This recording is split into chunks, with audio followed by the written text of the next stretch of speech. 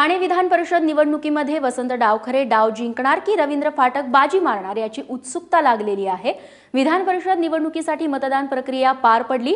ठाणे पालिकेतील सर्वच्या सर्व मतदारांनी आपला हक्क बजावला, तर कल्याणमध्ये देखील 100% मतदान झालेलं आहे।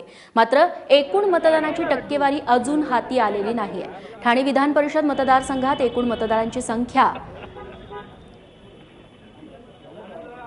ही मोठी होती, 1060 इतकी आहे। राष्ट्रवादीच्या वसंत डावखरेंना शिवसेनेच्या रवींद्र फाटकांनी आव्हान दिल्यामुळे ही निवडणूक चुरशीची बनलेली होती। आमचे प्रतिनिधी ऋत्विक भालेकर आता आपल्या सोबत आहेत। ऋत्विक, दिवसभरात नेमक्या काय घडामोडी घडलेल्या आहेत?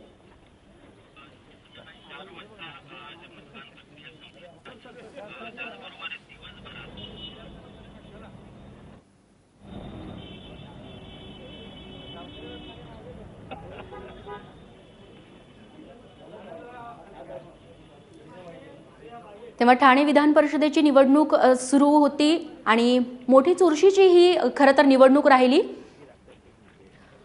आणि दुपारी 2 वाजेपर्यंत 87.26% इतक्या मतदानाची नोंद झालेली आहे। संपूर्ण आकडा या मतदानानंतरचा समोर आलेला नाहीये। ऋत्विक भालेकर आमचे प्रतिनिधी आता आपल्या सोबत आहेत। ऋत्विक, दिवसभरात नेमक्या काय घडामोडी घडलेल्या आहेत हे सगळं आपण आपल्या प्रतिनिधीकडून जाणून घेणार आहोत।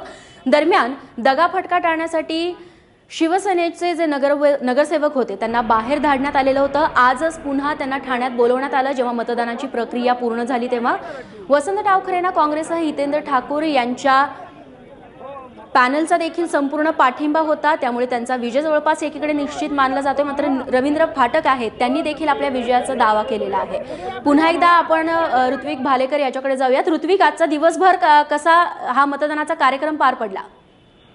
निश्चित दिवसभरात हे मतदान जे आहे हे सुरळीत पार पडलेलं आहे। एकूण 13 मतदान केंद्र होते ठाणे पालघर परिसरात। यापैकी कुठेही काही गडबड झालेली नाहीये, परंतु शिवसेनेने प्रतिष्ठेची ही लढाई केलेली होती, त्याचबरोबर डावखरेंसाठी अस्तित्वाची लढाई होती। त्यामुळे कुठे दगाफटका होतो की काय असे दोन्ही उमेदवारांना शेवटच्या क्षणापर्यंत धाकधूक लागलेली होती। मात्र सगळ्यांनी आपापल्या परीने आता प्रयत्न केलेले आहेत आणि दोन्ही उमेदवारांची जे नशीब आहे ते आता मतदान पेटीत कैद झालेलं आहे।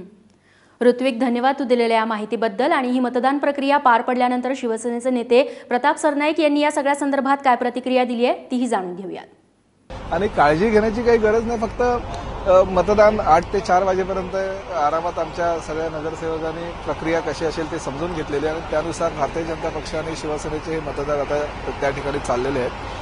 आणि मीरा भाईंदरला एकच केंद्र आहे, एकाच केंद्रावर मीरा भाईंदर शहरातील सगळे लोकप्रतिनिधी एकत्रितपणे आता मतदान करतात। मी प्रत्येक निवडणुकीमध्ये शिवसेना भारतीय जनता पक्ष आपल्या लोकप्रतिनिधींना एकत्रित ठेवून असंच आम्ही मतदानाला जात असतो। महापालिकेच्या निवडणुकीमध्ये आमच्या महापौर ज्यावेळेस विराजमान झाला त्याही वेळेस आम्ही अशाच पद्धतीनं त्यांना एकत्रितपणे नेलं होतं। एक संघ शिवसेना भारतीय जनता पक्ष ही न तुटणारी युती आहे असं ह्या माध्यमातून आम्ही लोकांना दाखवायचा हा प्रामाणिक प्रयत्न करतो।